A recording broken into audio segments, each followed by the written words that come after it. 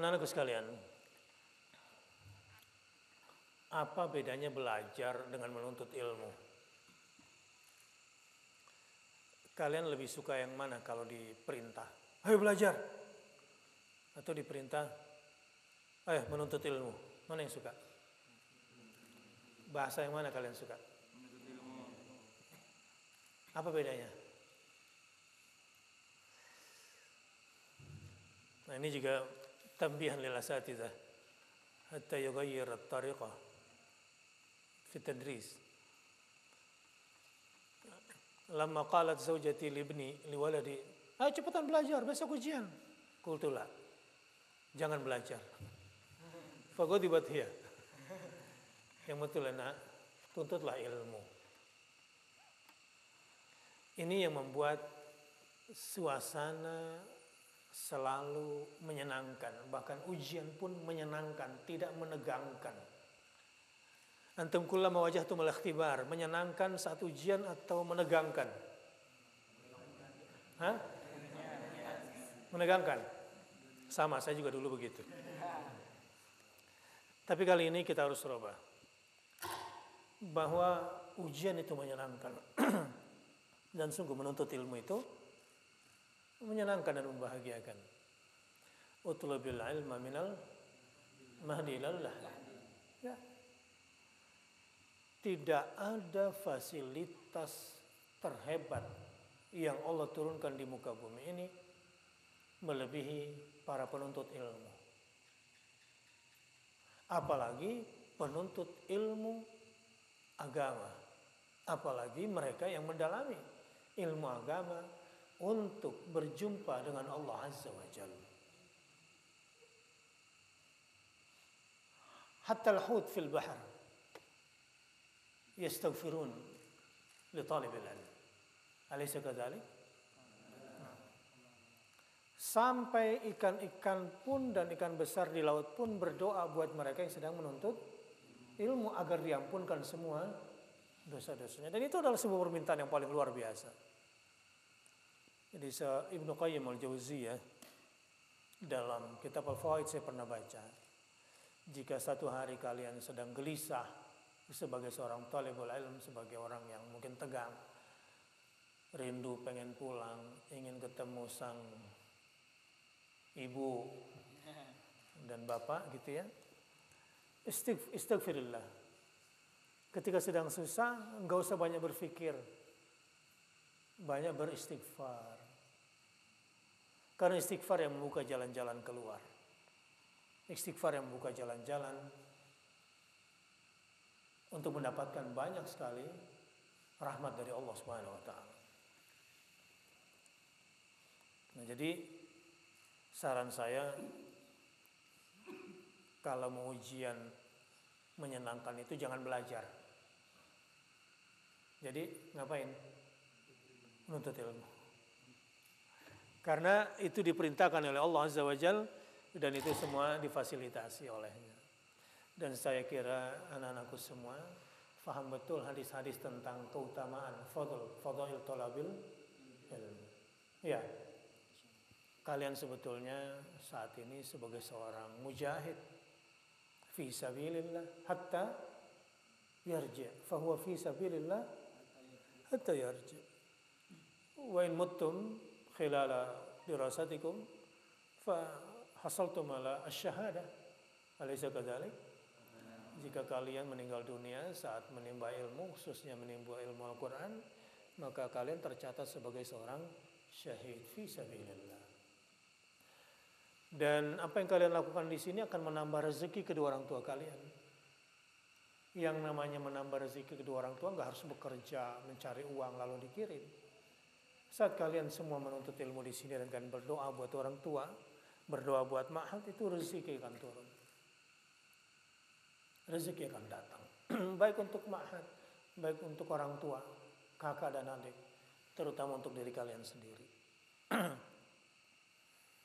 Jadi orang-orang yang atau tulab, pelajar, santri, siswa, mahasiswa yang hidupnya untuk menuntut ilmu sepanjang hayat, maka mereka orang yang senantiasa mendapatkan curahan rahmat dari Allah Subhanahu wa taala. curahan rahmat dari Allah Subhanahu wa taala, ada banyak sekali kemuliaan itu.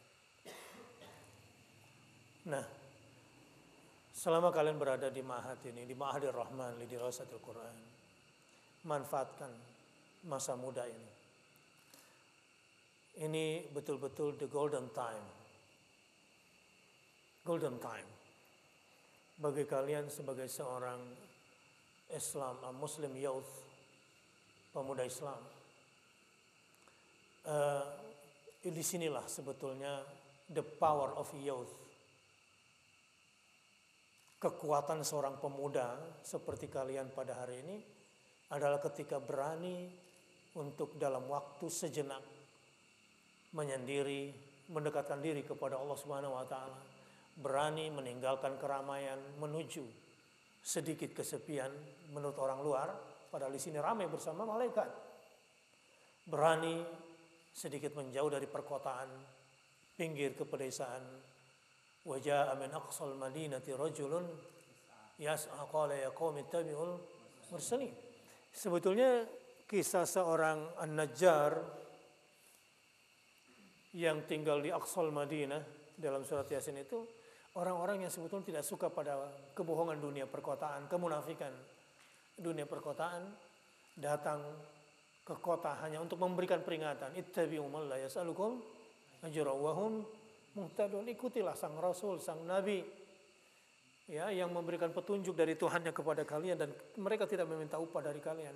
Ini kisah orang-orang yang memang merasakan keaslian hidup, keaslian tujuan dan ketinggian cita-cita serta kekuatan idealisme. Ini menjadi kekuatan kalian selama kalian masih muda, bisa mengekang hawa nafsu, bisa menyendiri, bisa menjauh demi mendekatkan diri kepada Allah, demi menimba ilmu agama, demi segala-galanya hanya karena Allah Subhanahu wa taala. Nanti keluar dari sini akan kalian rasakan dentuman-dentuman hebat walau hanya 2 tahun. Insya Allah kalian semua akan menjadi kader-kader pemimpin hebat. Ya. Kuntum mislakum. Saya seperti kalian juga dulunya. Berpisah untuk sementara. Tetapi kemudian bangkit sebagai seorang pemuda yang sudah penuh dengan berbagai macam kekuatan. Kekuatan ruhiyah, kekuatan akal, kekuatan mental, kekuatan ilmu, kekuatan skill, sampai kepada kekuatan akhlakul karimah. Ini kesempatan yang luar biasa bagi kalian semua, walau kalian mungkin belum merasakannya saat ini. Tapi mereka-mereka yang sudah lelah dengan dunia dengan semua kebohongannya. Innamal hayatud dunya la'ibun wa lahwun wa zinatun wa tafakurun bainakum wa takathurun fil amwali wal aulad.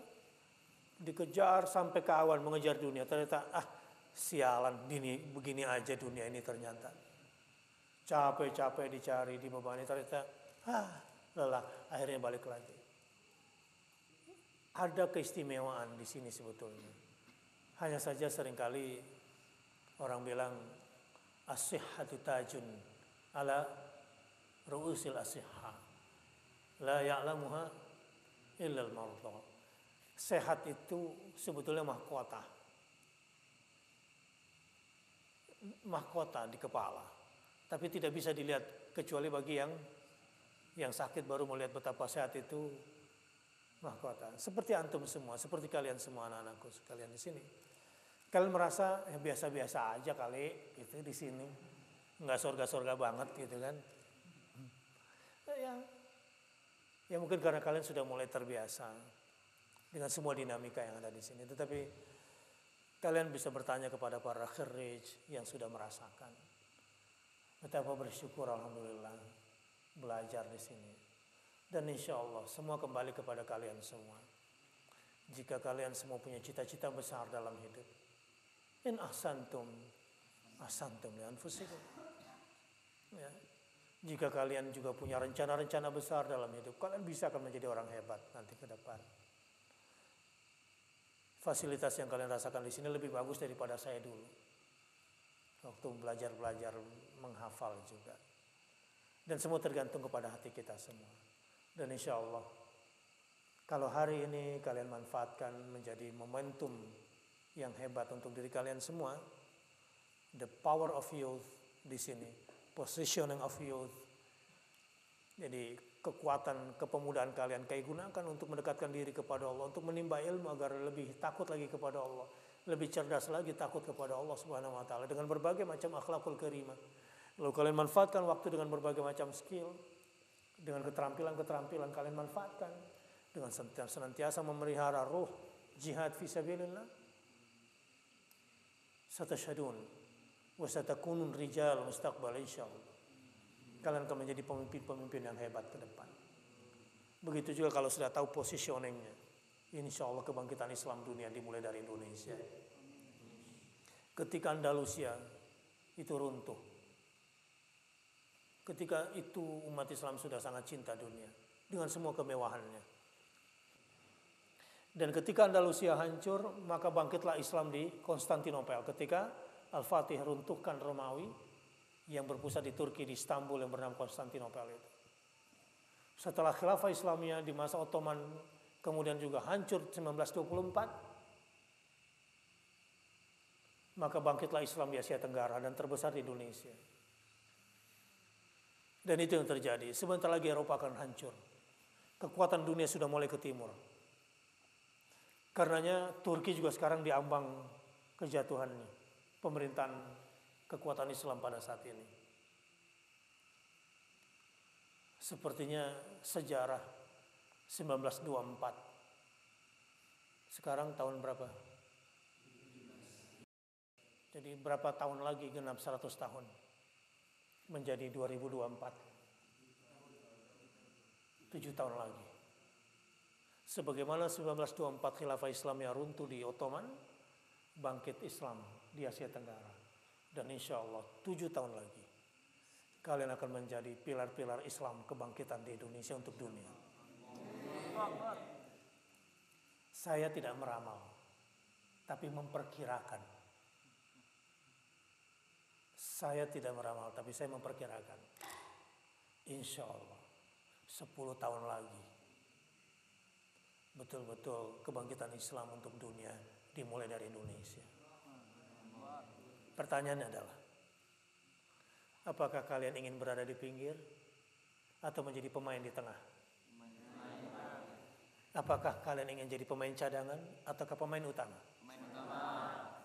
Apakah hanya jadi penonton atau ingin menjadi striker? Apakah menjadi pencetak gol atau yang mandul? It's yours. Semua kembali pada kalian pilihannya.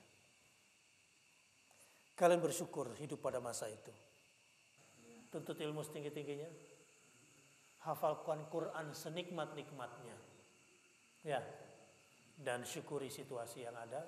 Subhanakallahumma wa bihamdika asyhadu an la ilaha illa anta astaghfiruka wa atubu ilaik. Saya doakan kalian semua semoga diberikan Allah kekuatan. Diberikan Allah rahmat yang banyak. Dan dijadikan pemimpin-pemimpin hebat masa depan. Wassalamualaikum warahmatullahi wabarakatuh.